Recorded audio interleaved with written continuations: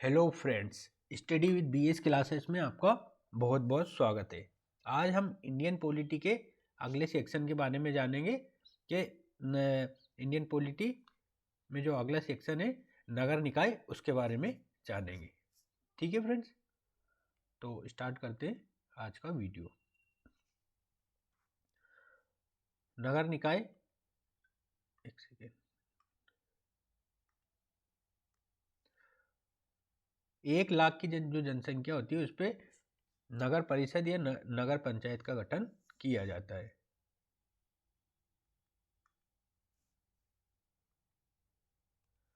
ठीक है, 1 से 5 लाख की जो जनसंख्या होगी उस पर नगर पालिका परिषद का गठन किया जाता है, और 5 लाख से जो अधिक होती है उसको नगर निगम घोषित किया जाता है।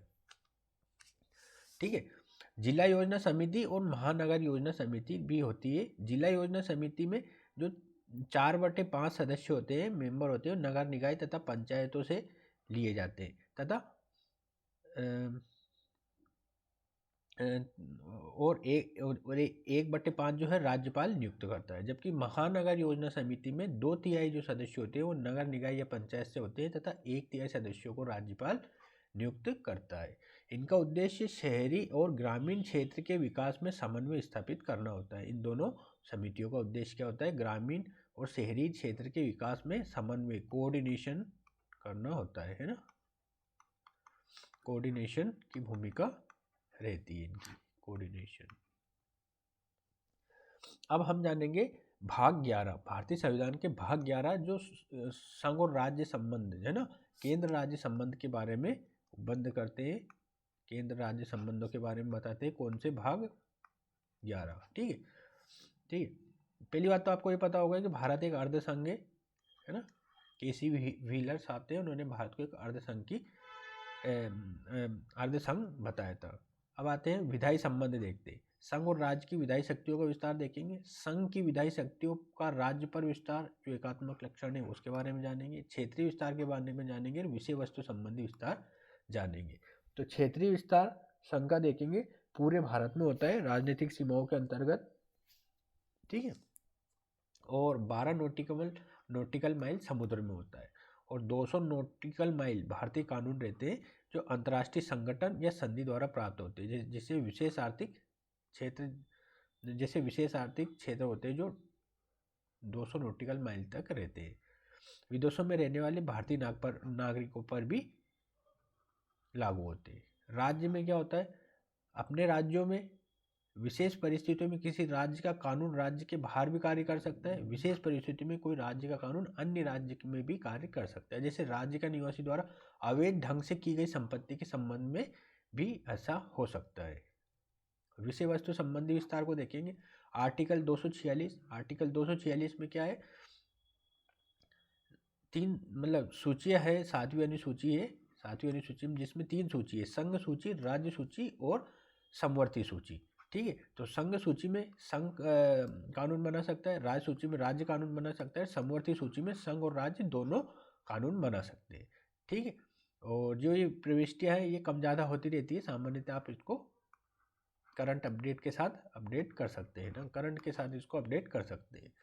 आर्टिकल 254 में क्या लिखा है? दोनों कानून बनाए अगर किसी विषय पर, मान लो कोई समवर्ती सूची का विषय है, उस पर दोनों ने कानून बना दिया, केंद्र और संघ ने, मतलब केंद्र और राज्य ने, तो संघ का कानून, जो संघ का कानून होगा वो मान्य होगा। समवर्ती सूची आर्टिकल 254 में ये बताया गया है कि इसके किसी विषय पर यदि संघ और राज्य दोनों ने कानून बनाए तो संघ का कानून उस सीमा तक प्रभावी होगा जिस सीमा तक वो राज्य के कानून के विरुद्ध हो। ठीक है, अगर दोनों में टकराहट होती है तो संघ का कानून मान्य होगा। जहां जिस बिंदु पर टकराहट हो रही है, राज्य के कानून का शेष भाग लागू किया जा सकता है ना। राज्य के कानून का जो अन्य भाग होता है उसे लागू किया जा सकता है। एक अपवाद भी है, यदि राज्य द्वारा बनाए गए किसी कानून का राष्ट्रपति द्वारा अनुमति प्रदान की गई है तो राज्य का कानूनी वैध होगा, यद्यपि इस पर संघ भी कानून बनाया जा सकता है। मतलब किसी पर अगर किसी कानून को अगर राष्ट्रपति, राज्य द्वारा कोई विधेयक पारित किया गया और उसे राष्ट्रपति ने, राज्यपाल ने राष्ट्रपति के लिए आरक्षित कर दिया और राष्ट्रपति ने इसे साइन कर दिया, तो किसी भी दशा में राज्य का कानून मान्य होगा।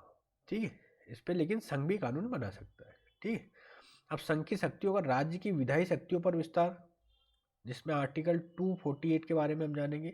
इसमें अवशिष्ट शक्तियाँ बताइए किसके पास है, संघ के पास है ना, अवशिष्ट संख्या संघ के पास है। ठीक है, जबकि सामान्यतः क्या होता है, अगर कोई संघात्मक शासन प्रणालियों में क्या होता है कि जो अवशिष्ट शक्तियाँ होती है वो राज्यों के पास होती है, परंतु भारत का निर्माण एक विशेष परिस्थिति में हुआ, इसलिए अवशिष्ट शक्तियाँ संघ के पास है। आर्टिकल 249 में क्या वर्णन है, संघ अथवा संघ कानून बना सकता है राज्यसभा के प्रस्ताव से, है ना, राज्यसभा एक प्रस्ताव पारित कर देती तो संघ कानून बना सकता है राज्य सूची के विषय पर, है ना। आर्टिकल 250 में क्या वर्णित है, आपातकाल में संघ राज्य सूची के विषय पर कानून बनाने की शक्ति है और यह कानून आपातकाल समाप्ति के 6 माह तक रहता है। आर्टिकल 252 में क्या लिखा हुआ है, 2 या 2 से अधिक राज्य प्रस्ताव पारित करके कानून जो राज्य सूची पर होता है बनाने का अधिकार संघ को सौंप सकते हैं और ऐसा कानून संबंधित राज्यों पर लागू होता है। आर्टिकल 253 में क्या वर्णित है, अंतर्राष्ट्रीय संधि को लागू करने के लिए संघ कानून बना सकता है, राज्य सूची के विषय पर संघ कानून बना सकता है यदि कोई अंतर्राष्ट्रीय संधि को लागू करना हो तो। आर्टिकल 31A में क्या वर्णित है, राज्य के भूमि अधिग्रहण संबंधी जो विधेयक होते हैं वो राष्ट्रपति के लिए आरक्षित किए जाएंगे। अगर राज्य भूमि अधिग्रहण संबंधित कोई कानून बनाता है तो उसे केंद्र को या राष्ट्रपति को भेजे जाएंगे। आर्टिकल 200 में क्या वर्णित है, उच्च न्यायालय की शक्तियों के संबंध में अगर कोई विधेयक पारित किया जाएगा तो इसे भी राष्ट्रपति के लिए आरक्षित किया जाएगा। अब देखेंगे हम कार्यपालिकाई शक्ति। कार्यपालिकाई शक्तियों में क्या है, संघ जो है राज्यों को निर्देश दे सकता है कि वो राज्य की कार्यपालिकाई शक्ति का प्रयोग इस प्रकार कर सके जो संसद द्वारा बनाए गए कानून के अनुरूप हो। संघ राज्यों को निर्देश दे सकता है कि वो अपनी कार्यपालिकाई शक्ति का प्रयोग संघ की कार्यपालिकाई शक्ति के हस्तक्षेप के लिए न करे, कार्यपालिकाई शक्ति के हस्तक्षेप के लिए न करे। संचार के साधनों के निर्माण एवं देखरेख के लिए जैसे राष्ट्रीय राजमार्ग, राष्ट्रीय जल मार्ग आदि संघ राज्यों को निर्देशित दे सकता है, मतलब राज्यों को निर्देशित कर सकता है इस संबंध में। रेलवे की सुरक्षा सुनिश्चित करने के लिए भी संघ राज्यों को निर्देशित कर सकता है। संघ यह सुनिश्चित कर सकता है कि प्रत्येक राज्य की शासन व्यवस्था संविधान के अनुसार चलाई जाए और इसके लिए वो राज्यों के कार्यों में हस्तक्षेप कर सकता है। आर्टिकल 256 या आर्टिकल 312 के माध्यम से संघ राज्य पर कार्यपालिकाई नियंत्रण स्थापित कर सकता है। ठीक है, ये क्या है, 356 है राष्ट्रपति शासन। राष्ट्रपति शासन लगा दिया जाए तो केंद्र के अंतर्गत आ जाती है राज्य की जो भी शक्तियां होती है। अब हम जानेंगे वित्तीय संबंध केंद्र राज्य के मध्य। सबसे पहले देखेंगे कर संबंधी प्रावधान, फिर देखेंगे अनुदान संबंधी प्रावधान और फिर देखेंगे वित्त आयोग जो आर्टिकल 280 में वर्णित है, जो केंद्र राज्य के मध्य धन के आवंटन से संबंधित सिफारिशें करता है। आर्टिकल 268 में क्या हुआ है, मतलब जो कर लगाए जाते हैं उसमें क्या है, आरोपित कौन करेगा, संघ करेगा, और उसे संग्रहित कौन करेगा, राज्य करेगा, और किसके उपयोग के लिए रहेंगे, वो राज्यों के उपयोग के लिए रहेंगे। इसमें कौन कौन से आते हैं, औषधि और प्रसाधन उत्पादन, शेयर एवं डिबेंचर के और स्टाम्प ड्यूटी संबंधित शुल्क इसी के अंतर्गत आते हैं। अब 88वें संविधान संशोधन 2003 के तहत आर्टिकल 268 जोड़ा गया जो सेवा कर से संबंधित है। ये बहुत महत्वपूर्ण संशोधन था, सर्विस टैक्स इसके तहत लाया गया है ना, सर्विस टैक्स सेवा कर। इसमें सेवा कर कौन आरोपित करता है, संघ करता है। संग्रहण कौन करता है, संघ और राज्य दोनों मिलकर इसका संग्रहण करते हैं, और उपयोग कौन करता है, संघ और राज्य दोनों के मध्य इसको उपयोग किया जाता है। ठीक है, अभी जीएसटी आया था, GST goods and service tax, इसके तहत बहुत सारे प्रावधानों में परिवर्तन किया गया है, तो आप वो लेटेस्ट चीज़ों से इसका अध्ययन कर सकते हैं। आर्टिकल 269 में क्या वर्णित है, जो भी कर है उसमें आरोपित कौन करेगा, संघ करेगा, संग्रहित कौन करेगा, संघ करेगा, और उपयोग कौन करेगा, राज्यों के मध्य इसका विभाजन किया जाएगा। इसके अंतर्गत क्या क्या आते हैं, अंतर्राज्यीय बिक्री कर, पारेषण कर, है ना, समाचार पत्र के विज्ञापन, रेलवे के किराए, माल भाड़े, ये सब इसी के अंतर्गत आते हैं। पारेषण कर आप जानते हो, एक जगह से दूसरी जगह पर भेजने पर जो है ना, कॉग्निजेंट कॉन्साइनमेंट भेजते हैं ना, जैसे पार्सल वगैरह हम भेजते हैं उसके लिए, है ना, उपरोक्त करों का विभाजन संघ द्वारा निर्धारित किया जाता है। ठीक है, अब हम जानेंगे आर्टिकल 270 में जो कर वगैरह होते हैं वो आरोपित कौन करता है, संघ करता है, और संग्रहित भी संघ करता है ना। और डिस्ट्रीब्यूट कैसे होते हैं, जो फाइनेंस कमीशन रिकमेंडेशन करता है उसके हिसाब से डिस्ट्रीब्यूट होते हैं। इसमें निगम कर, आयकर, कस्टम ड्यूटी ये आते हैं। आर्टिकल 271 में क्या वर्णित है, सेस और सरचार्ज के बारे में वर्णित है। आरोपित कौन करता है, संघ करता है। संग्रहित कौन करता है, संघ करता है। उपयोग कौन करता है, संघ करता है ना। अब आते हैं अनुदान। आर्टिकल 275 के तहत अनुदान ग्रांट्स के बारे में बताया गया है। ठीक है, तो इसमें दो तरह के होते हैं, सहायता अनुदान सामान्य होता है और एक विशेष श्रेणी राज्य होते हैं। ठीक है, सहायता में क्या होता है, 70% ऋण होता है और 30% अनुदान होता है, जबकि विशेष श्रेणी में 10% ऋण होता है और 90% अनुदान होता है। ठीक है, विशेष श्रेणी राज्य का भी काफी मुद्दा चलता रहता है। बिहार विशेष राज्य की मांग, बिहार राज्य जो विशेष श्रेणी के राज्य की मांग लगातार करता रहता है, परंतु विशेष श्रेणी के राज्य के लिए भी बहुत सारे उपबंध किए गए हैं, जैसे वो पहाड़ी क्षेत्रों में होना चाहिए, है ना। इस तरह की विशेष में भी इसको बताऊंगा। सहायता अनुदान थोड़ा बता देता हूँ। 5वें वित्त आयोग के सुझाव पर 1969 में विशेष श्रेणी राज्य का प्रावधान किया गया। विशेष श्रेणी राज्य के लिए निम्नलिखित आधार सुनिश्चित किए गए थे। कौन कौन से, दुर्गम पहाड़ी क्षेत्र होना चाहिए, आर्थिक विकास की निम्न संभावनाएं होनी चाहिए, जनजातियों का जनसंख्या में अनुपात बड़े पैमाने पर होना चाहिए, राज्य का जनघनत्व निम्न होना चाहिए, ऐसे राज्य जिनकी सीमाएं पड़ोसी देशों से लगी हो। ठीक है, तो बिहार ऐसे मांग कर रहा है, लेकिन देखो वहां तो कोई दुर्गम पहाड़ी राज्य नहीं है अगर ये देखा जाए। आर्थिक विकास की निम्न संभावना, इसको सही माना जा सकता है, परंतु जनजातियों का संकृदन बड़े अनुपात पर नहीं है वहाँ पे, तो ये भी कैंसिल हो गया उनके लिए। राज्य का जनघनत्व निम्न हो, जबकि वहाँ पे तो बहुत ज़्यादा जनघनत्व है, कितनी जनसंख्या है वहाँ, है ना। ऐसे राज्य जिनकी सीमाएं पड़ोसी देशों से लगती हो, तो बिहार में मतलब नेपाल वगैरह से ही लगती है, मतलब लगती है, बड़े ऐसे राज्यों से तो नहीं लगती है, तो इसको थोड़ा बहुत पार्शली ट्रू मान लिया जाएगा, परंतु बहुत सारी चीज़ें इसमें नहीं है, जैसे ये इसलिए इसको विशेष श्रेणी का दर्जा नहीं प्रदान किया जा रहा है। और विशेष श्रेणी का दर्जा प्रदान किए जाने से संघ पर भी वित्तीय बोझ पड़ता है ना, इसलिए भी इसको प्रदान नहीं किया जा रहा है। जबकि इसको नीतीश कुमार जी और लालू प्रसाद यादव लगातार इनकी मांग करते रहते हैं विशेष श्रेणी के राज्य के लिए। ठीक है, कि बिहार को विशेष श्रेणी का राज्य बनाया जाना चाहिए। 1969 में असम, नागालैंड और जम्मू कश्मीर को पंचायत श्रेणी राज्य का दर्जा दिया गया था। इसके पश्चात अरुणाचल प्रदेश, मेघालय, मणिपुर, मिजोरम, त्रिपुरा, सिक्किम, हिमाचल प्रदेश और उत्तराखंड को इसमें सम्मिलित किया गया। वर्तमान में उड़ीसा, बिहार और आंध्र प्रदेश द्वारा विशेष श्रेणी दर्जे की मांग की जा रही है।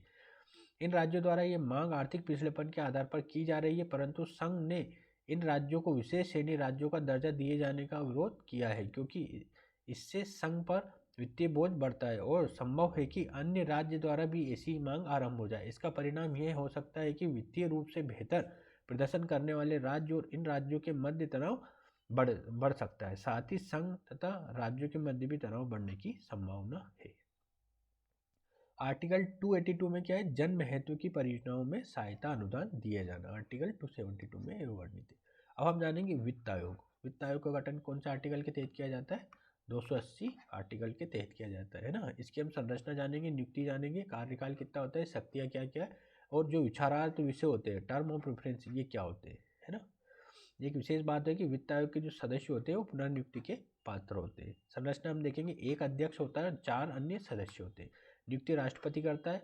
अध्यक्ष कौन होता है, लोक मामलों का अनुभव रखने वाला। अन्य सदस्य निम्न क्षेत्र की योग्यता रखते हैं, जैसे उच्च न्यायालय के न्यायाधीश होने की योग्यता होनी चाहिए, या सरकार के लेखाओं के विषय में विशेष अनुभव रखता हो, या सरकार के अधीन प्रशासक का अनुभव हो, या अर्थशास्त्र का कोई विशेषज्ञ हो, तो उसे सदस्य बनाया जा सकता है। कार्यकाल क्या होता है, अपनी रिपोर्ट देने के साथ ही वित्त आयोग भंग हो जाता है और 5 वर्ष में एक बार गठित किया जाता है। आप कमेंट सेक्शन में लिखकर बता सकते हैं हाल ही में जो वित्त आयोग का गठन किया गया है उसके अध्यक्ष कौन है। मैं एक हिंट दे देता हूँ कि वो नीति आयोग से संबंधित थे पहले। ठीक है, आप इसका कमेंट सेक्शन में बताइए। अब देखते हैं हम शक्तियाँ और कार्य। केंद्र सरकार के द्वारा संग्रहित की जाने वाली कर राजस्व को संघ और राज्य के मध्य वितरित करने के संबंध में सुझाव देना। उन सिद्धांतों का निर्माण करना जिसके आधार पर वर्तमान में संघ और राज्य के मध्य राजस्व का बंटवारा करना हो। राज्य की संचित निधि में वृद्धि करने संबंधी उपाय बताना जिससे पंचायत और नगर निकाय के लिए धन आवंटन को सुनिश्चित किया जा सके। भारत की आकस्मिक निधि में धन के निर्धारण में सुझाव देना। ऐसे अन्य सभी मामलों में सुझाव देना जो राष्ट्रपति के द्वारा विचार के लिए निर्देशित किया गया हो। अब हम जानेंगे टर्म्स ऑफ रेफरेंस क्या होते हैं, जो विचारार्थ विषय होते हैं जो वित्त आयोग को बताए जाते हैं कि इन विषयों के आधार पर ही आप केंद्र राज्यों के मध्य धन का आवंटन कीजिए।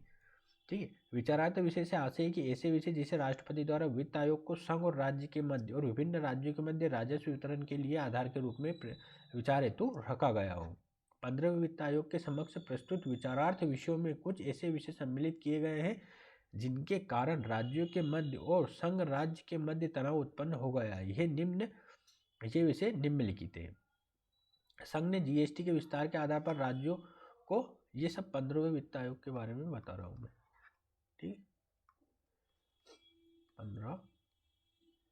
ठीक, संघ ने जीएसटी के विस्तार के आधार पर राज्यों को अधिक धन आवंटित करने का सुझाव मांगा है। इसका विरोध उत्तर पूर्वी राज्यों और उत्तर भारत के राज्यों के द्वारा किया जा रहा है। वित्त आयोग के विचारार्थ विषयों में लोकप्रिय योजनाओं के नियंत्रण के आधार पर अधिक धन आवंटित करने का सुझाव दिया गया है, जिसका विरोध लगभग सभी राज्य द्वारा किया जा रहा है।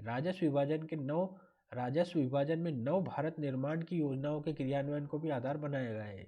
इसे राज्यों की स्वायत्तता के विरुद्ध माना जा रहा है और इसका विरोध राज्यों द्वारा किया जा रहा है। 2011 की जनगणना के आधार पर अधिक जनसंख्या वाले राज्यों को अधिक धन आवंटित करने को कहा जा रहा है। इसका विरोध दक्षिण और पश्चिम के राज्यों द्वारा किया जा रहा है। क्यों किया जा रहा है? क्योंकि वो कह रहे हैं हम तो जनसंख्या नियंत्रण कर रहे हैं और जो जनसंख्या ज़्यादा बढ़ा रहे हैं उनको आप फायदा कर रहे हैं। जन्म दर कम करने के प्रयास को भी धन आवंटन का आधार बनाया गया है। उत्तर भारत के राज्यों द्वारा इसका विरोध किया जा रहा है। क्यों किया जा रहा है? क्योंकि दक्षिण भारत के राज्य जन्म दर को नियंत्रित कर रहे हैं। ठीक है, निष्कर्ष क्या लिख सकते हैं? यह विषय विचारार्थ विषय है। वित्त आयोग जो एक स्वायत्त संस्था है, विचारार्थ विषयों पर कार्य करने के लिए बाध्य नहीं है। यह आशा की जानी चाहिए कि वित्त आयोग विभिन्न राज्यों के हितों को ध्यान में रखते हुए अपनी अंतिम रिपोर्ट प्रस्तुत करेगा जो संघ के हितों के भी अनुकूल होगा। ठीक है, तो ये वित्त आयोग है। वित्त आयोग के बारे में आप वो डिटेल में पढ़ सकते हैं। वित्त आयोग सामान्यतः केंद्र राज्य के मध्य जो धन का आवंटन होता है उसके बारे में सुझाव प्रस्तुत करता है। अब हम जानेंगे सहकारी संघवाद क्या होता है। ठीक है, ये बहुत महत्वपूर्ण विषय है। ये यूपीएससी या स्टेट पीसीएस के मेंस के पर्सपेक्टिव से बहुत इम्पोर्टेंट हो जाता है। सबसे पहले हम जानेंगे चुनौतियाँ क्या है, वर्तमान आवश्यकता क्या क्या है और उपकरण कौन कौन से। चुनौतियाँ क्या होती है? संघ और राज्य के मध्य विवाद, जैसे वित्तीय नियंत्रण, राज्यपाल की भूमिका, अनुच्छेद 356 का दुरुपयोग, ऑल इंडिया सर्विसेज, समवर्ती सूची पर अधिकारिता, अवशिष्ट विशेष संघ के पास होते हैं वो। राज्य के मध्य भी विवाद होते हैं जिसमें क्षेत्रवाद, भाषाई आधार आ जाते हैं। ठीक है, यह हम जानेंगे। भारत में कुछ राज्य विकसित है और कुछ अल्पविकसित या अल्पविकसित राज्य संघ, कुछ अल्पविकसित राज्य संघ, राज्य जो संघ से अधिक सहायता अनुदान मांगने का प्रयास करते हैं, जबकि विकसित राज्य अपने बेहतर प्रदर्शन के आधार पर अधिक धन आवंटन की मांग करते हैं। विकसित राज्यों का मानना है कि अल्पविकसित राज्यों में कुछ राज्यों की भौगोलिक स्थिति आर्थिक विकास के अनुकूल है, परंतु राजनीतिक इच्छा शक्ति के अभाव में उनका विकास नहीं हुआ है, अतः वो इन राज्यों को अधिक धन उपलब्ध कराने का विरोध करते हैं। क्षेत्रवाद तथा भाषावाद, संसाधन संबंधी विवाद जिसमें नदी जल विवाद भी प्रमुख है। ठीक है, कावेरी नदी जल विवाद बना रहता है, आप कभी सुर्खियों में देखा होगा। ये किन किन राज्यों के मध्य? ये कर्नाटक, तमिलनाडु, केरल और पुडुचेरी के मध्य विवाद का विषय है। मुख्यतः ये कर्नाटक और तमिलनाडु के मध्य विवाद का विषय बना रहता है। वर्तमान में सहकारी संघवाद की आवश्यकता क्या क्या है? इसमें हम देखेंगे गठबंधन सरकार, आंतरिक सुरक्षा, वैश्वीकरण या अंतर्राष्ट्रीय चुनौती संबंधी। और राज्यों के लिए क्या क्या है? मीडिया, शिक्षा, राजनीतिक चेतना, राज्यों पर विकास का दबाव, संघ पर निर्भरता में वृद्धि, राज्यों को निवेश बढ़ाने के लिए, विश्व की कंपनी को आकर्षित करने, है ना, विश्व की कंपनियों को आकर्षित करना, संघ के साथ सहयोग, संगठित अपराध, नक्सलवाद, राज्यों का आपसी सहयोग, ये सब इसमें आता है। इसके उपकरण क्या है? सहकारी संघवाद को बढ़ावा देने के लिए संवैधानिक में क्या क्या है? अंतर्राज्यीय परिषद का निर्माण, अंतर्राष्ट्रीय नदी जल विवाद संबंधी प्राधिकरण बनाया जाना। गैर संवैधानिक क्या? नीति आयोग का गठन, क्षेत्रीय परिषद है ना। नीति आयोग का गठन किसकी जगह किया गया है? योजना आयोग की जगह इसका गठन किया गया है। योजना आयोग में क्या था? राज्यों की बहुत ही कम भूमिका थी, जबकि नीति आयोग में राज्यों के मुख्यमंत्री भी सम्मिलित होते हैं, इसलिए ये सहकारी संघवाद में काफ़ी महत्वपूर्ण भूमिका निभाता है। और क्षेत्रीय परिषद में भी क्या होता है? क्षेत्रीय, जैसे उत्तर, दक्षिण, पूर्व, पश्चिम, उत्तर पूर्व, ये तरह की क्षेत्रीय परिषदें होती है। इसका प्रमुख जो होता है गृह मंत्री होता है। ये सहकारी संघवाद को बढ़ावा प्रदान करने में अपनी महत्वपूर्ण भूमिका निभाती है। ठीक है, अब हम जानेंगे अंतर्राज्यीय परिषद जो आर्टिकल 263 के तहत वर्णित है। ये गठित कब हुई थी? 1990 में। ये सलाहकारी संस्था है मतलब, और 3 बार वर्ष में बैठक होती है। अभी तक इसकी केवल 12 बैठकें हुई, केवल 12 बैठकें हुई, मतलब इसकी तरफ किसी का ज़्यादा ध्यान नहीं है। सरकारी आयोग की सिफारिश पर 1990 में इसका गठन किया गया था। प्रधानमंत्री इसका अध्यक्ष होता है ना, पदेन अध्यक्ष होता है। इसके अतिरिक्त 6 संघीय कैबिनेट मंत्री, राज्यों के मुख्यमंत्री और संघ राज्य क्षेत्रों के प्रशासक इसके सदस्य होते हैं। ये एक सलाहकारी संस्था है। ये निर्धारित किया गया था कि संस्था की एक वर्ष में 3 बार बैठक की जाएगी और राज्यों के मध्य तथा संघ राज्यों के मध्य आपसी सहयोग को स्थापित किया जाएगा। अंतर्राज्यीय परिषद का मुख्य उद्देश्य उन विषयों तथा क्षेत्रों की पहचान करना है जिसमें एक या अधिक राज्यों के हित समाहित हो। अंतर्राज्यीय परिषद ऐसे क्षेत्रों के लिए आवश्यक नीति निर्माण और उनके क्रियान्वयन को भी सुनिश्चित करने का प्रयास करती है। इस प्रकार सहकारी संघवाद की स्थापना में इसकी भूमिका महत्वपूर्ण हो जाती है। अंतर्राज्यीय परिषद की अब तक कुल 12 बैठकें संपन्न हुई है, जबकि प्रावधानों के अनुसार 84 बैठकें संपन्न होनी चाहिए थी, परंतु 2017 में आयोजित बैठक में राज्यपाल की भूमिका, दलीय राजनीति की चुनौतियां, आर्टिकल 356 का दुरुपयोग चर्चा का विषय थे।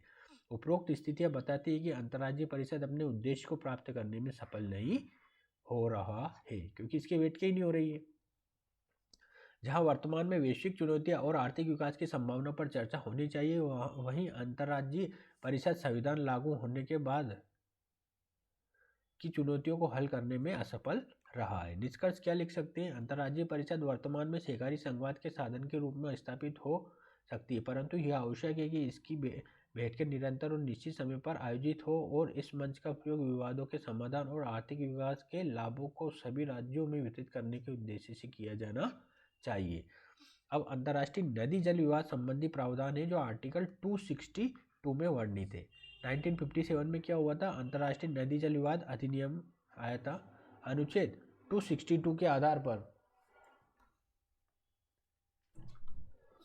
अनुच्छेद 262 के आधार पर 1956 में अंतर्राज्यीय नदी जल विवाद अधिनियम पारित किया गया है ना। इसमें प्रावधान था कि जल विवाद को संबंधित विवाद संघ सरकार के समक्ष प्रस्तुत करेंगे और यदि संघ की मध्यस्थता द्वारा समस्या हल नहीं होती है तो प्राधिकरण के गठन का प्रावधान किया जाएगा। यह भी प्रावधान किया गया था कि प्राधिकरण के निर्णय को सर्वोच्च न्यायालय सहित किसी भी न्यायालय में चुनौती नहीं दी जा सकती। यद्यपि वर्ष 2007 में सर्वोच्च न्यायालय ने प्राधिकरण के विरुद्ध विशेष इजाजत की स्वीकृति प्रदान कर दी। वर्ष 2002 में इस अधिनियम में संशोधन किया गया और इसके निम्नलिखित प्रावधान किए गए। क्या क्या प्रावधान किए गए? संघ सरकार के समक्ष मामला प्रस्तुत किए जाने के 1 वर्ष के भीतर यदि हल नहीं निकलता है तो प्राधिकरण गठित किया जाएगा। ठीक है, नेक्स्ट क्या है? प्राधिकरण 3 वर्ष के भीतर अपना निर्णय देगा और विशेष परिस्थितियों में इसे 2 वर्ष के लिए बढ़ाया जा सकता है। प्राधिकरण के निर्णय को संघ को सौंपा जाएगा और संबंधित राज्य 3 माह स्पष्टीकरण मांग सकेंगे, है ना। राज्य 3 माह स्पष्टीकरण मांग सकेगी, तत्पश्चात 1 साल में इसे लागू कर दिया जाएगा। प्राधिकरण के कुछ संरचनात्मक और प्रक्रियात्मक कमियां थी जिसके कारण ये सफल नहीं हो सका। संरचनात्मक स्तर पर यह एक ऐसा संगठन था जिसके विशेषज्ञों का अभाव था, जबकि नदी जल विवाद का समाधान पर्यावरणीय असंतुलन, जल के प्रवाह, जल प्रदूषण आदि को ध्यान में रखकर दिया जाना चाहिए। इसके अतिरिक्त एकल प्राधिकरण न होकर अलग अलग प्राधिकरण गठित किए जाते थे, जिससे समय का उपयोग और निर्णय में एकरूपता का अभाव होता था। प्रक्रियात्मक चुनौतियां नदी जल संबंधी आंकड़ों के अभाव न्यायालय की प्रक्रिया का अनुसरण के रूप में देखी जा सकती है। इसके अतिरिक्त विवाद प्रथम चरण में संघ के समक्ष, तत्पश्चात प्राधिकरण के समक्ष, पुनः संघ के समक्ष लाए जाने का प्रावधान था, जिसमें अनावश्यक विलंब की संभावनाएं बढ़ जाती थी। अतः इसमें व्यापक सुधार की आवश्यकता थी, जिसे ध्यान में रखते हुए वर्ष 2017 में पुनः संशोधन का प्रस्ताव किया गया और इसके निम्नलिखित प्रावधान है। एकल प्राधिकरण का गठन होगा, प्राधिकरण की पीठ गठित की जा सकती है। विवाद का निपटारा प्रथमतः विवाद निस्तारण समिति द्वारा किया जाएगा, है ना, 18 महीने में। यदि विवाद निपटारा नहीं होता है तो प्राधिकरण के निर्णय को अधिकार होता है कि वो 3 वर्ष के भीतर अपना निर्णय दे। अब हम जानेंगे क्षेत्रीय परिषद। ये सांविधिक निकाय 1956 में राज्य पुनर्गठन आयोग के द्वारा गठित की गई थी। कितनी है अभी? उत्तर क्षेत्र, दक्षिणी क्षेत्र, मध्य क्षेत्र, पूर्व क्षेत्र और पश्चिमी क्षेत्र। इनका उद्देश्य क्या होता है? क्षेत्रीय भाषाई विवादों का निपटारा, योजनाओं का क्रियान्वयन में सहयोग करना, सामाजिक आर्थिक सहयोग को बढ़ावा देना। इसका अध्यक्ष कौन होता है? भारत का गृह मंत्री होता है। सदस्य कौन कौन होते हैं? मुख्यमंत्री होता है और 2 अन्य मंत्री होते हैं। और यूटी के जो प्रशासक होते हैं, है ना, यूनियन टेरिटरीज के प्रशासक इसमें शामिल होते हैं। राज्यों के मुख्य सचिव और राज्य के विकास आयुक्त सलाहकार इसमें होते हैं। ठीक है। अब जम्मू कश्मीर के बारे में कुछ प्रोविजंस इसमें बताए गए हैं, परंतु क्या हुआ, इसके मतलब जम्मू कश्मीर राज्य की कुछ हिस्ट्री है। तो इसको जम्मू कश्मीर का राजा कौन था? गुलाब सिंह था। ठीक है। और जब भारत में इसका विलय हुआ जम्मू कश्मीर का, तो विलय पत्र में जो थी विदेशी मामले, संचार, प्रतिरक्षा, ये संख्याधीन रखे गए थे। और वहाँ का जो शेख अब्दुल्ला प्रमुख था। राजा कौन था वहाँ का? गुलाब सिंह। ठीक है। और वहाँ की अधिकतर जो जनसंख्या थी वो मुस्लिम आबादी थी। ठीक है। आसेसन के समय आर्टिकल 370 को भारतीय संविधान में इंडक्ट किया गया था, लेकिन ये अस्थायी प्रोविजन था। हाल ही में इसको एब्रोगेट कर दिया गया है, समाप्त कर दिया गया है। जम्मू कश्मीर की विशेष परिस्थितियों को देखते हुए अनुच्छेद 370 को भारतीय संविधान में सम्मिलित किया गया था। ठीक है। ये जो लिखा हुआ है ये पुराना है। जब आर्टिकल 370 को मतलब समाप्त नहीं किया गया था, तो उसके संबंध में ये पूरा विषय है। इसको आप डाउनलोड करके पढ़ भी सकते हैं, लेकिन अब इसका कोई ज़्यादा महत्व नहीं बचा हुआ है, क्योंकि ये 370 समाप्त हो चुका है। ठीक है। ये सारे प्रोविजन सब समाप्त हो गए। ठीक है। आर्टिकल जो राष्ट्रपति आदेश था ये भी समाप्त हो चुका है ना। राष्ट्रपति आदेश था 335 है। आपको अगर डिटेल में इनको पढ़ना हो तो इसको आप प्रिंट मतलब डाउनलोड करके पढ़ सकते हैं, लेकिन अब इसका कोई औचित्य नहीं है। ठीक है। तो जम्मू कश्मीर भारत का पूरी तरह से अभिन्न अंग हो चुका है। पहले भी था, लेकिन आर्टिकल 370 के तहत इसको विशेष स्थिति बनी हुई थी। जब से 370 को समाप्त किया गया, पूरी तरह से ये भारत का अन्य राज्यों की तरह राज्य बन चुका है। ठीक है। अब हम संवैधानिक और गैर संवैधानिक संस्थाओं के बारे में जानेंगे। सबसे पहले हम जानेंगे कंट्रोलर एंड ऑडिटर जनरल, पिछड़ा वर्ग आयोग, लोकपाल, NHRC, OBC, CBC और CBI। सबसे पहले हम जानते हैं नियंत्रक और महालेखा परीक्षक, जो आर्टिकल 148 से लेकर 151 तक वर्णित है। नियुक्ति कौन करता है इसकी? राष्ट्रपति करता है। योग्यता क्या क्या होनी चाहिए? लोकहित या भारत की लेखाओं का अनुभव या 10 वर्ष का लोक सेवक के रूप में अनुभव होना चाहिए। कार्यकाल कितना होना चाहिए? 6 वर्ष या 65 वर्ष की आयु तक इसका कार्यकाल होना चाहिए। कार्यकाल से पूर्व पद मुक्ति अगर की जाएगी तो सर्वोच्च न्यायालय के न्यायाधीश के हटाने के अनुसार की जाएगी। मतलब केक को हटाना काफी कठिन है। देखो, आज तक जो न्यायाधीश को हम नहीं हटा सके, और वही प्रक्रिया केक की, तो ठीक है, अगर केक पावर में आ गया तो इसे हटाना काफ़ी कठिन है। ठीक है। जब भी तो बहुत सारे केक ने बहुत सारे घोटालों को उजागर किया था। जैसे कौन कौन से? कोल घोटाला, कोयला घोटाला जैसे हम बोलते हैं, कॉमनवेल्थ घोटाला, है ना, इस तरह के घोटाले, 2G स्पेक्ट्रम घोटाला, ये सारे घोटाले इन्होंने उजागर किए थे।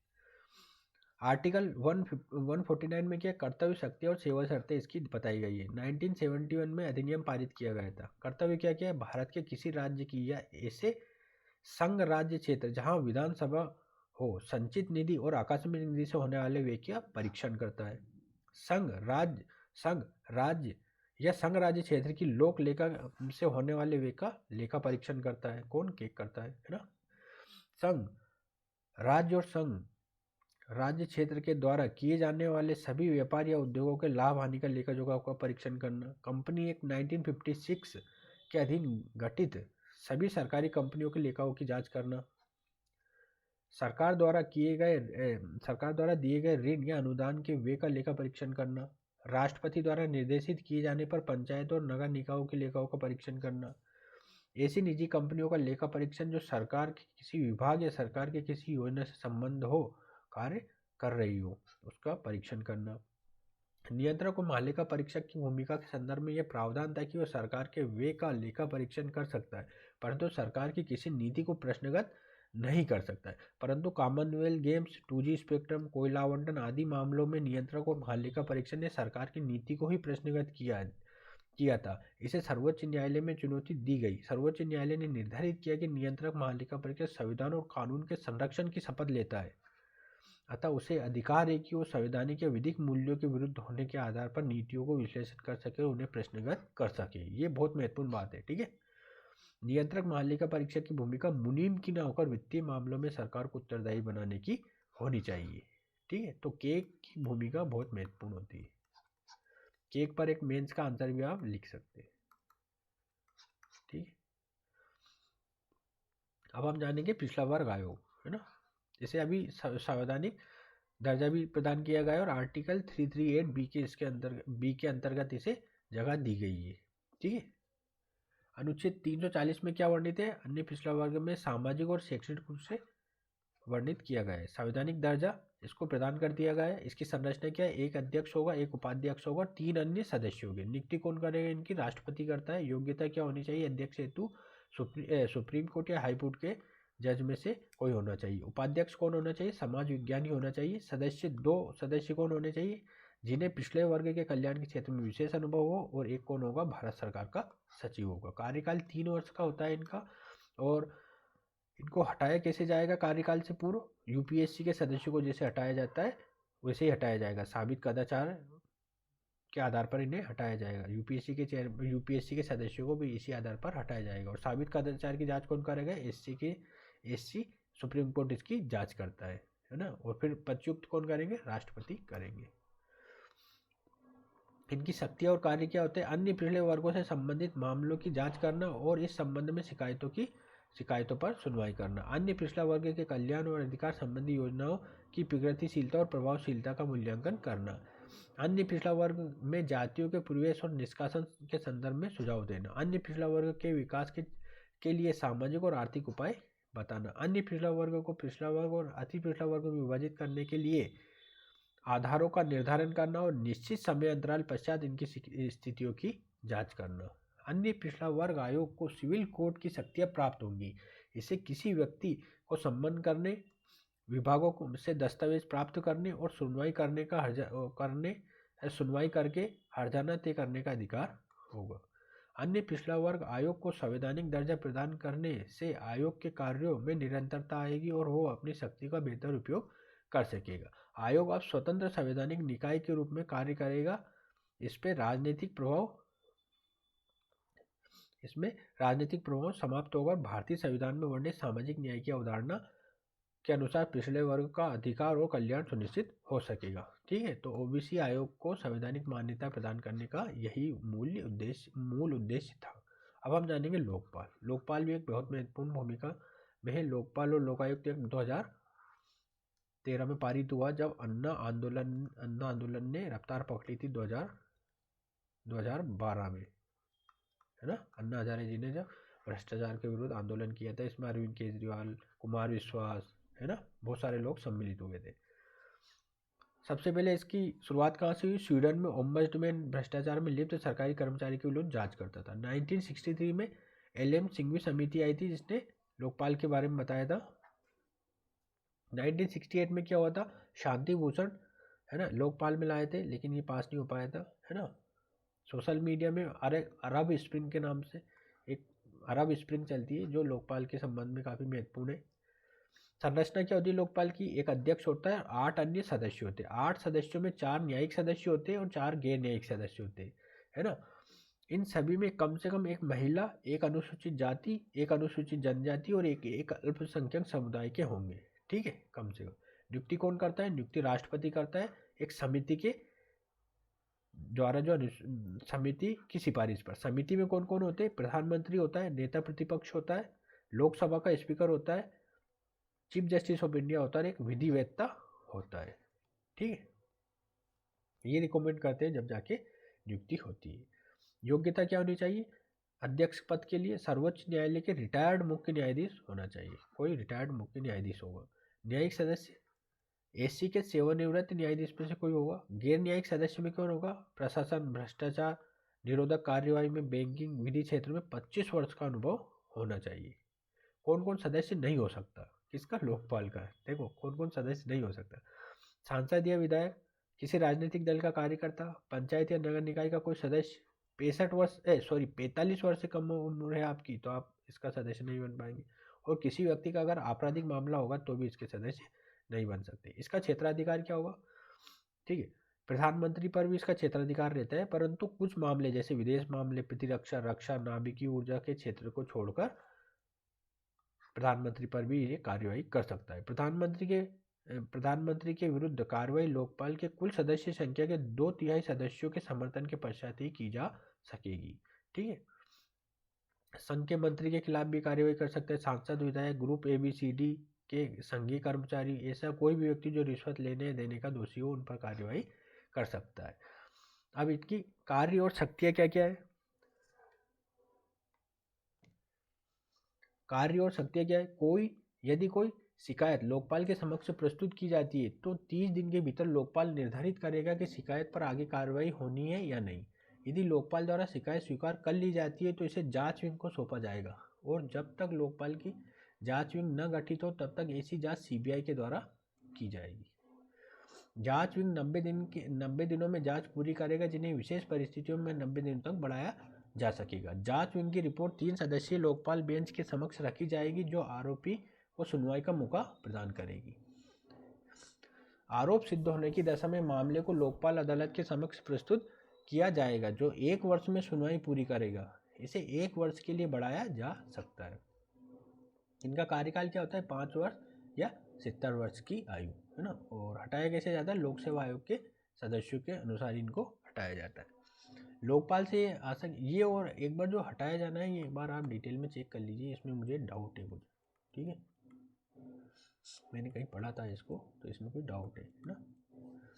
लोकपाल से आशा की जाती है कि वो प्रशासनिक और राजनीतिक भ्रष्टाचार को समाप्त करने में महत्वपूर्ण भूमिका निभाए, परंतु सरकारी संस्थाओं पर निर्भरता और स्वयं लोकपाल की संरचना की चुनौतियां, जैसे प्रशासनिक अधिकारियों की कमी, है ना, इसकी सफलता पर प्रश्न चिन्ह लगाती है। विगत 5 वर्षों में लोकपाल की नियुक्ति न हो पाना भविष्य की चुनौतियों को इंगित करता है। अब हम जानेंगे राष्ट्रीय मानवाधिकार आयोग। ठीक है, राष्ट्रीय मानवाधिकार आयोग जो यूनाइटेड नेशंस ह्यूमन जो मानवाधिकार आयोग 1948 में इससे संबंधित है। 1991 में पेरिस सिद्धांतों के अनुकूल है। 1913 में मानवाधिकार संरक्षण अधिनियम लाया गया 1993 में, जो सार्वजनिक और अर्ध न्यायिक संस्था है। ठीक है, इसमें एक अध्यक्ष होता है। ठीक है, अध्यक्ष होता है और कुछ सदस्य होते हैं ना, इसमें जो वर्णित है। अध्यक्ष कौन होता है? सुप्रीम कोर्ट का।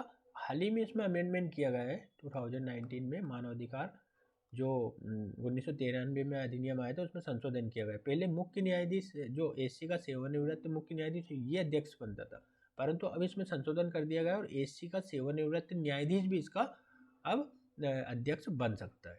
ठीक है, और सदस्य कौन हो सकते हैं? SC या SC का सेवानिवृत्त न्यायाधीश हो सकता है। प्लस 2 सदस्य होते हैं जो मानवाधिकार क्षेत्र में कार्य का विशेष अनुभव रखते हैं। ठीक है, और इसके कुछ सदस्य भी होते हैं जिनमें सदस्य होते हैं वो कुछ अन्य आयोग होते हैं जिनके अध्यक्ष इसके सदस्य कहलाते हैं, जैसे SC आयोग, ST आयोग, महिला आयोग, अल्पसंख्यक आयोग, और इसमें OBC आयोग भी जोड़ लेंगे अब, है ना, OBC आयोग। ये सब क्या है? इनके जो अध्यक्ष होते हैं वो मानवाधिकार आयोग के सदस्य भी होते हैं। नियुक्ति कौन करता है? राष्ट्रपति करता है, एक समिति के द्वारा करता है। समिति में कौन कौन होते हैं? नेता प्रतिपक्ष।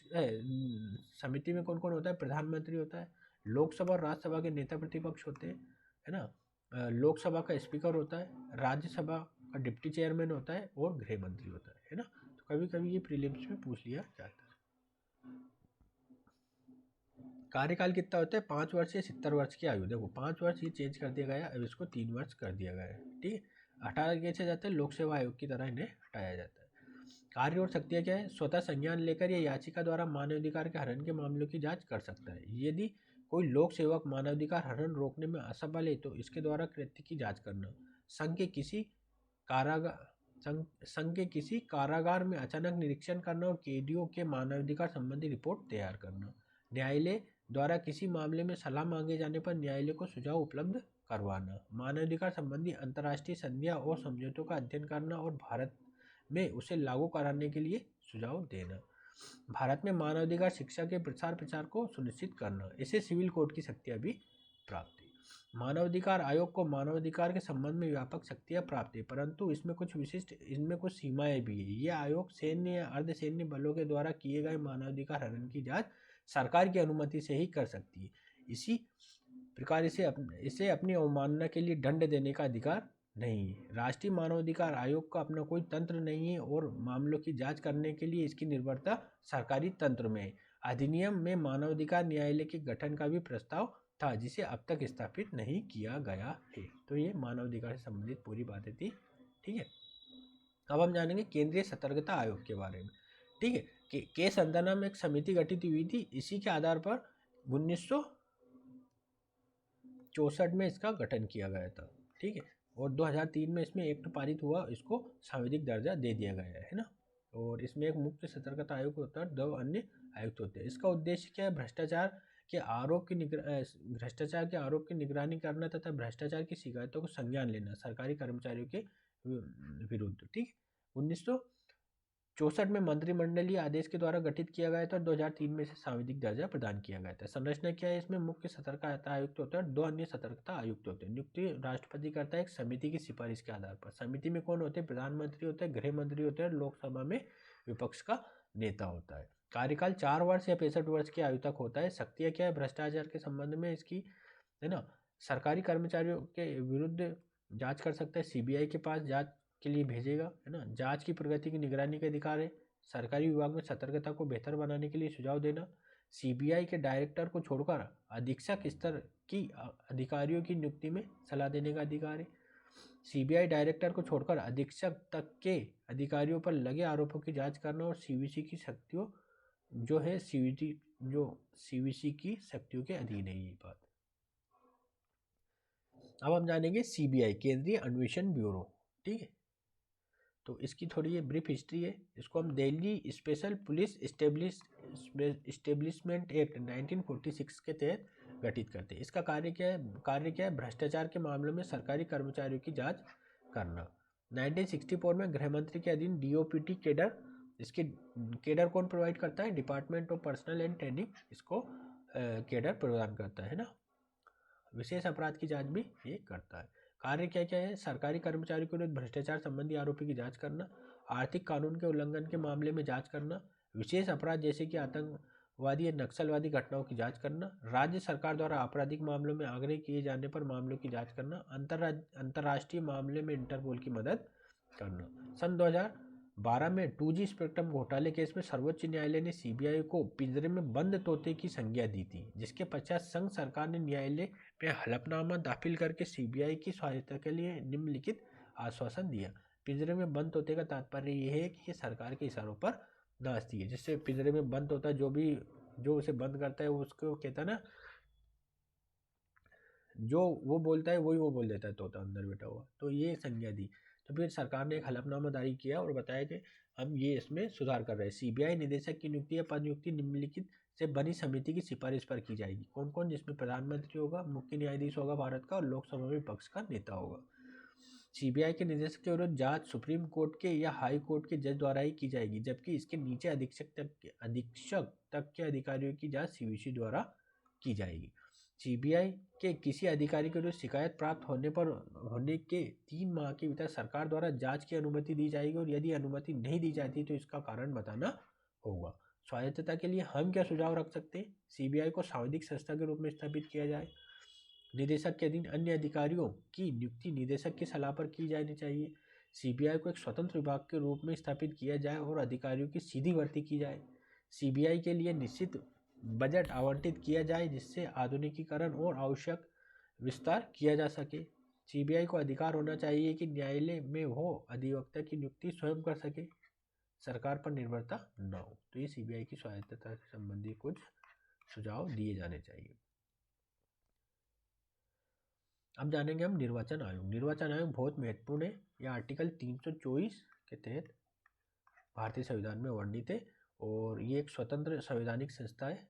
ठीक है, इसकी संरचना क्या है हम जानेंगे। 1989 तक ये 1989 में इसको 3 सदस्य बनाया गया और 1990 में वापस इसे 1 सदस्य कर दिया गया। 1993 से ये बहुसदस्यीय है, जिसमें 1 सदस्य हुआ, 2 अन्य, मतलब 1 मुख्य चुनाव आयुक्त और 2 अन्य चुनाव आयुक्त होते हैं। नियुक्ति कौन करता है? राष्ट्रपति करता है। कार्यकाल कितना होता है इनका? 6 वर्ष और 65 वर्ष की आयु तक होता है। ठीक है, जो भी पहले हो जाए। कार्यकाल से पूर्व पद मुक्ति कहती होती है मुख्य निर्वाचन आयुक्त की उसी तरह होगी जिस तरह से सर्वोच्च न्यायालय के न्यायाधीश की होती है। अर्थात ये कह सकते हैं कि अत्यंत कठिन है इनको हटाना कार्यकाल से पूर्व।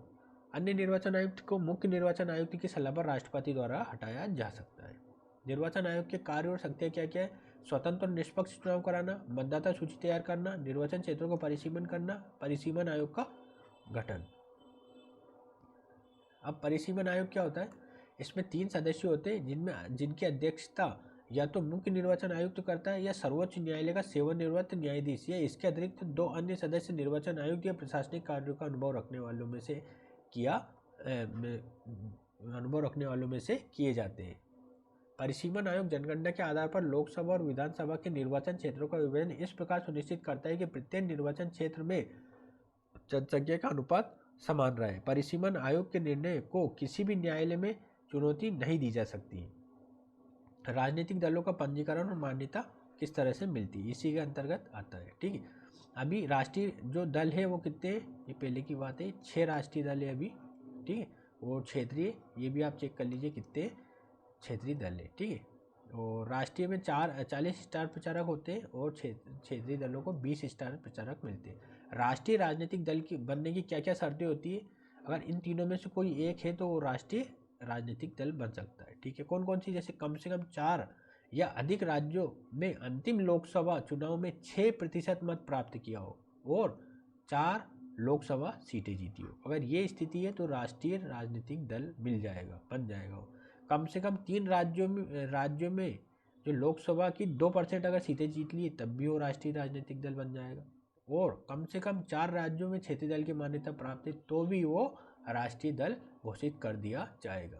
अब कोई क्षेत्रीय दल अगर बनना चाहता है तो उसके लिए क्या क्या होना चाहिए? अंतिम विधानसभा चुनाव में कुल वैध मतों का 6% होना चाहिए और विधानसभा की 2 सीटें उसके पास होनी चाहिए तो वो क्षेत्रीय दल बन जाएगा। या फिर विधानसभा चुनाव में राज्य की 3% सीट प्राप्त की हो या 3 सीट प्राप्त की हो, जो भी अधिक हो, इसमें अधिक लिखा हुआ है, जो अधिक होगा, ठीक, तो वो क्षेत्रीय दल बन जाएगा। या फिर लोकसभा की राज्य की सीटों के प्रत्येक 25 सीट में से 1 सीट प्राप्त की हो तो राज्य दल बन जाएगा। ठीक है, या फिर राज्य में लोकसभा या विधानसभा चुनाव में कुल वैध मतों का 8% अगर उसने प्राप्त कर लिया उस दल ने तो वो क्षेत्रीय दल प्राप्त बन जाएगा, है ना। अब हम राजनीतिक दलों की चुनौतियां जानेंगे। क्या क्या चुनौतियां होती है? पार्टी में आंतरिक लोकतंत्र का अभाव है। परिणाम क्या क्या होता है? व्यक्ति निष्ठता, वंश निष्ठता की प्रमुखता और सैद्धांतिक राजनीति का त्याग किया जा रहा है। ठीक है, मतलब आंतरिक लोकतंत्र नहीं है इसमें, जबकि अमेरिका में आंतरिक लोकतंत्र विद्यमान है। जैसे मान लीजिए कि, चलो उदाहरण नहीं बताऊंगा मैं, गलत हो जाएगा। सैद्धांतिक मतलब गलत तो नहीं हो जाएगा, इस तरह से मैं बताना चाहता हूँ, चलो बता देता हूँ। मान लीजिए कि भाजपा का कोई अध्यक्ष बनना चाहता है। ठीक है, अध्यक्ष मान लो कि अमित शाह जी बनना चाहते हैं या जेपी नड्डा जी बनना चाहते हैं, तो जेपी नड्डा जी को कितने भाजपा के लोगों ने पसंद किया है, इसकी भी वोटिंग होनी चाहिए ना। भाजपा के जितने महाधिवक्ता, अधिवक्ता या महासचिव जो भी भाजपा के लोग हैं वो ये चुने कि हाँ हम जेपी नड्डा, एक और मतलब फॉर्म भराया जाना चाहिए कि कौन कौन अध्यक्ष बनना चाहिए, इसमें सभी लोगों के नाम उजागर होने चाहिए। मान लीजिए जेपी नड्डा जी बनना चाहते हैं, नितिन गडकरी जी बनना चाहते हैं, शिवराज सिंह चौहान जी बनना चाहते हैं, इन 5 लोगों को खड़ा किया जाए। जो लोग एलिजिबल है चुनाव में, मतलब अध्यक्ष बनने के लिए वोट देने वाले, जैसे मैं कैसे समझाऊँ, मान लो कि ये सब खड़े हो गए कि हम अध्यक्ष बनना चाहते हैं, तो अब इनको वोट कौन देगा? भाजपा के ही कार्यकर्ता देंगे।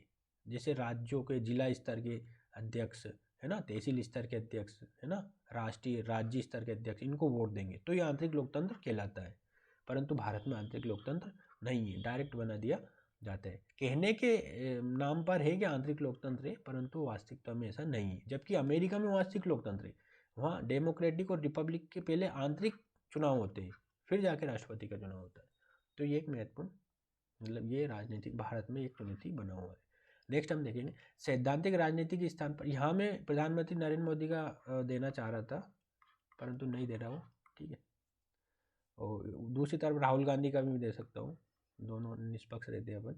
राहुल गांधी का भी मैं उदाहरण दे सकता था, ठीक है, इसलिए पर इनका भी नहीं दे रहा हूँ। इसलिए उन्हें जेपी नड्डा और अमित शाह जी का समझा। सैद्धांतिक राजनीति के स्थान पर संवेदनशील मुद्दों की प्रमुखता। चुनाव जीतने के लिए लोकप्रिय उम्मीदवार को जन नेताओं पर प्राथमिकता। उपेक्षित कर्मठ नेतृत्वकर्ता नए दलों का निर्माण करते हैं जिससे गठबंधन की राजनीति को बढ़ावा मिलता है। ऐसे नेतृत्वकर्ता जिनका जनसंपर्क नहीं है संसदीय व्यवस्था में भागीदारी करने से बचते हैं। परिणाम क्या होता है, कार्यवाहियों में अनुपस्थिति या व्यवधान इनकी प्रमुखता होती है। अब हम देखेंगे अनुसूचित क्षेत्र और जनजातीय क्षेत्रों का प्रशासन, 5वीं और 6ठी अनुसूची। ये भाग 10 में है। 5वीं अनुसूची में क्या है, अनुसूचित क्षेत्र है जो राज्य के जनजातीय संकृदन वाले क्षेत्र होते है ना। और 6ठी अनुसूची में जनजातीय क्षेत्र होते हैं जिसमें 4 राज्य आते हैं, असम, मेघालय, त्रिपुरा और मिजोरम। हम देखेंगे 5वीं अनुसूची जिसमें अनुसूचित क्षेत्र आते हैं। इसमें राष्ट्रपति राज्यपाल की सलाह पर अनुसूचित क्षेत्र का निर्धारण करता है। राज्यपाल प्रशासन संबंधित निर्णय लेता है। जनजातीय सलाहकार परिषद होती है, इसमें 20 सदस्य होते हैं अधिकतम और 3/4 सदस्य विधानमंडल से होते हैं। जनजातीय क्षेत्र में स्वायत्त जिले होते हैं, इसमें जिला परिषद होती है 30 सदस्यों की, इसमें 26 जिले के और 4 राज्यपाल द्वारा नियुक्त किए जाते हैं। अनुसूचित क्षेत्र क्या होता है, राज्यपाल को अधिकार होता है कि वो विधानमंडल के किसी अधिनियम को अनुसूचित क्षेत्रों में लागू होने से रोक दे। इसके अतिरिक्त इन क्षेत्रों में भूमि आवंटन, साहूकारी परंपरा पर नियंत्रण, किसी क्षेत्र संबंधी विनियम बनाने का अधिकार भी राज्यपाल को प्राप्त होता है। राज्यपाल को सलाह देने के लिए एक जनजातीय सलाहकार परिषद गठित की जाती है। इसमें 20 सदस्य होते हैं। इन सदस्यों में 3/4 सदस्य राज्य विधानमंडल के सदस्य होंगे। इन क्षेत्रों में किसी विनियम को लागू करने के लिए राष्ट्रपति से सहमति लेना अनिवार्य होता है। जनजातीय क्षेत्र क्या होते हैं, एक जनजातीय संकेतन वाले क्षेत्र को स्वायत्त जिले के रूप में गठित किया जा सकता है। यदि जिले में जनजातियों का संकेतन कम है तो एक ही जिले में एक से अधिक स्वायत्त क्षेत्र घोषित किए जा सकते हैं। प्रत्येक स्वायत्त जिले में एक जिला परिषद गठित की जाती है। इसमें 30 सदस्य होते हैं और इनमें 26 सदस्य निर्वाचित होते हैं और 4 सदस्य मनोनीत करता है राज्यपाल। निर्वाचित सदस्यों का कार्यकाल 5 वर्ष होता है, जबकि मनोनीत सदस्यों का कार्यकाल राज्यपाल के प्रसाद पर्यंत तक रहता है। जिला परिषद को प्राकृतिक संसाधन जैसे वन, जल, भूमि के लिए कानून बनाने का अधिकार प्राप्त होता है।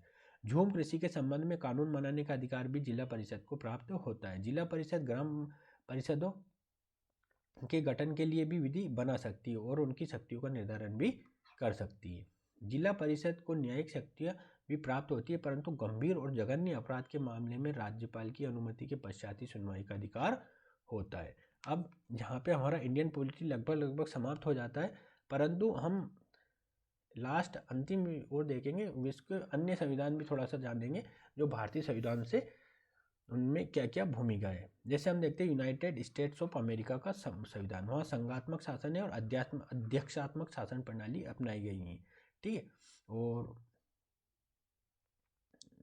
हम देखते हैं अमेरिका राष्ट्रपति चुनाव 3 चरण में होते हैं। सबसे पहले उम्मीदवार का चुनाव होता है, फिर निर्वाचक मंडल के लिए सदस्यों का चुनाव होता है और फिर राष्ट्रपति पद के लिए अंतिम मतदान होता है। जो अभी मैं बताना चाह रहा था ना, इसके पहले आंतरिक लोकतंत्र, ये वही चरण है पहले वाले, है ना। और इसमें 2 ही मतलब पार्टियां रहती है, डेमोक्रेटिक्स रहते हैं और रिपब्लिकन्स रहते हैं।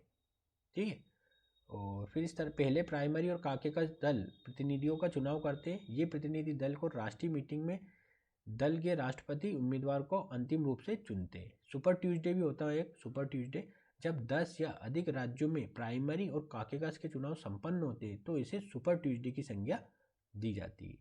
निर्वाचक मंडल क्या होता है, वहाँ पे प्रत्येक राज्य में सीनेट और प्रतिनिधि सभा के कुल सदस्यों की संख्या को बराबर निर्वाचक मंडल के सदस्यों का चुनाव किया जाता है। निर्वाचक मंडल का चुनाव नवंबर माह के प्रथम सोमवार के पश्चात आने वाले मंगलवार को किया जाता है ना। और विधायिका में वह क्या, हाउस ऑफ रिप्रेजेंटेटिव्स होता है और सीनेट होता है। सीनेट में 100 सीटें होती है।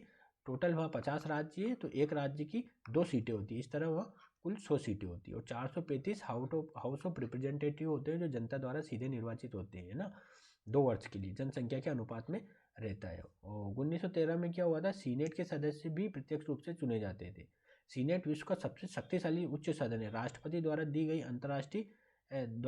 गई अंतर्राष्ट्रीय संधियों, युद्धों की घोषणाओं को सीनेट में पारित होना अनिवार्य है। इसके अतिरिक्त संघ स्तर पर प्रशासनिक अधिकारियों की नियुक्ति, न्यायाधीशों की नियुक्ति सीनेट की अनुमति के बाद ही होती है।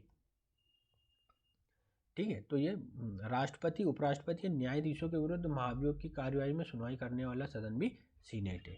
ठीक है। न्यायपालिका, देखो वो संघ है पूरा, अमेरिका एक संघ है, तो वहाँ की जो न्यायपालिका भी अलग अलग है। सुप्रीम मतलब डिस्ट्रिक्ट, मतलब वहाँ का जो मतलब अपीलेट कोर्ट, और ये अलग अलग न्यायपालिका अलग अलग है।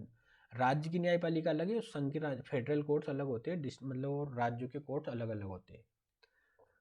शक्तिशाली न्यायपालिका विधि की सम्यक प्रक्रिया, न्यायिक पुनरावलोकन जैसे वहाँ पे बंद हुए। अमेरिकी संविधान में शक्ति पृथक्करण तथा शक्ति संतुलन का सिद्धांत है।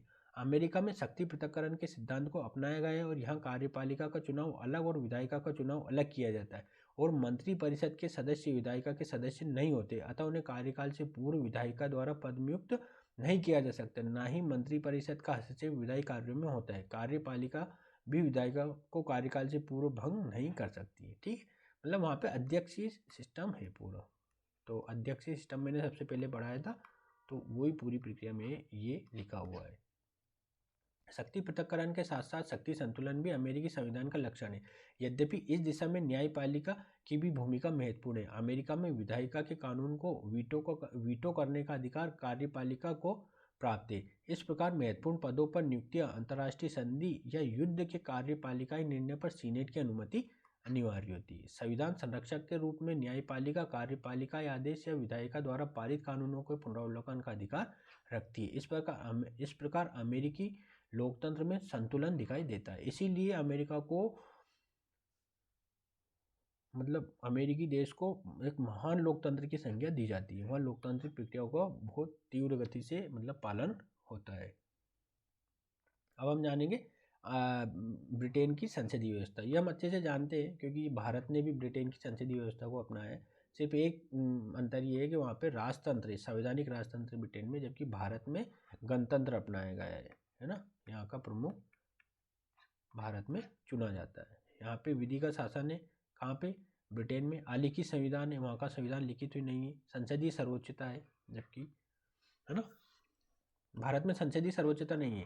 यह आप बात याद रखना, क्योंकि यहाँ पे उच्चतम न्यायालय संसद की सर्वोच्चता में मतलब फैसला सुना देता है, तो संसदीय सर्वोच्चता नहीं हो पाती। लेकिन वहाँ पे संसदीय सर्वोच्चता है। ये कहा जाता है कि ब्रिटेन की संसद विश्व की सबसे शक्तिशाली संगठन है। वो एक ही काम नहीं कर सकती। क्या नहीं कर सकती? मेल को फीमेल नहीं बना सकती, फीमेल को मेल नहीं बना सकती। ये कहावत है, ऐसा कहा जाता है। मतलब इस संदर्भ में कहा जाता है कि बहुत शक्तिशाली कुछ भी कर सकती है ना। हाउस ऑफ लॉर्ड्स होते हैं वहाँ पे, है ना। ठीक है, और ये पूरी प्रोसेस है। आप देख सकते हैं हाउस ऑफ कॉमन्स होते हैं, 650 सदस्य होते हैं। हाउस ऑफ लॉर्ड्स मतलब उच्च सदन, हाउस ऑफ कॉमन्स मतलब निम्न सदन। इसे जनता द्वारा चुने जाते हैं। फर्स्ट पोस्ट द पास्ट मतलब पहले खंबा चुने की पद्धति से चुने जाते हैं। हाउस ऑफ लॉर्ड्स क्या होता है? ये किसी विधेयक, हाउस ऑफ लॉर्ड्स क्या होता है?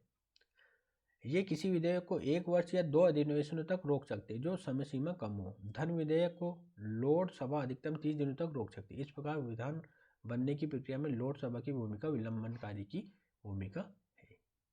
ब्रिटेन में सर्वोच्च न्यायालय की स्थापना वर्ष 2009 में की गई थी। इससे पूर्व हाउस ऑफ लॉर्ड्स के 12 सदस्य जुडिशरी लॉर्ड्स के रूप में कार्य करते थे। यद्यपि वर्तमान में भी सर्वोच्च न्यायालय सिविल और क्रिमिनल मामलों में अपील का सर्वोच्च न्यायालय है। इसे सार्वजनिक मामले में सुनवाई का कोई अधिकार नहीं है। ठीक है, अब फ्रांस का हम देख लेते हैं थोड़ा, है ना। फ्रांस में अर्ध संघात्मक है, मतलब अर्ध संसद है। यहाँ पे राष्ट्रपति भी होता है और प्रधानमंत्री भी होता है। मतलब होता क्या है, दोनों प्रमुख भी होते हैं। देखो, राष्ट्रपति राज्य का प्रमुख होता है, विदेशी मामलों का होता है, जैसे फ्रांस का राष्ट्रपति इमैनुअल मैक्रों, और प्रधानमंत्री भी होता है, वहाँ सरकार का प्रमुख होता है, जो घरेलू नीतियों का प्रमुख होता है ना। कार्यपालिका शक्तियों का बंटवारा होता है। दोहरे मतदान प्रणाली अपनाई जाती है। राष्ट्रपति के लिए कोटा होता है, कुल वैध मतों के आधे से एक अधिक प्राप्त होता है। अगर किसी को ये मत न मिले तो अंतिम जो 2 लोग होते हैं वो चुनाव लड़ते हैं। वो चुनाव कैसे होता है? प्रत्यक्ष रूप से होता है। इसलिए हमने ये फ्रांस का संविधान थोड़ा सा जाना है। यहाँ अर्ध अध्यक्षात्मक होती है और अर्ध संसदीय होती है, दोनों का मिला जुला होता है। राष्ट्रपति भी यहाँ शक्तिशाली होता है, प्रधानमंत्री भी होता है। राष्ट्रपति राज्य का प्रमुख होता है, मतलब विदेशी मामले वगैरह देखते हैं, जैसे बाहर के जो भी मुद्दे होते हैं ना, कोई मीटिंग होती है तो राष्ट्रपति जाता है। आंतरिक मुद्दों में प्रमुख भूमिका प्रधानमंत्री निभाता है। तो इस तरह से भारतीय संविधान की पॉलिटी यहाँ पे समाप्त होती है। इससे संबंधित आप कोई भी विषय, कोई भी डाउट है तो आप कमेंट सेक्शन में लिख सकते हैं। और इसकी PDF आप डाउनलोड करके पढ़ेंगे, प्रिंट करा कर पढ़ेंगे तो आपको बहुत बहुत फ़ायदा होगा। का मतलब आगे 2-3 दिन में UPSC से संबंधित पूरे MCQ जो प्रीवियस ईयर से मैं उनके MCQ डिस्कस करूँगा। इससे आपको पूरे आपके कॉन्सेप्ट क्लियर हो जाएंगे। तो वीडियो देखने के लिए बहुत बहुत धन्यवाद। आज का वीडियो यहीं समाप्त करेंगे। Bye bye.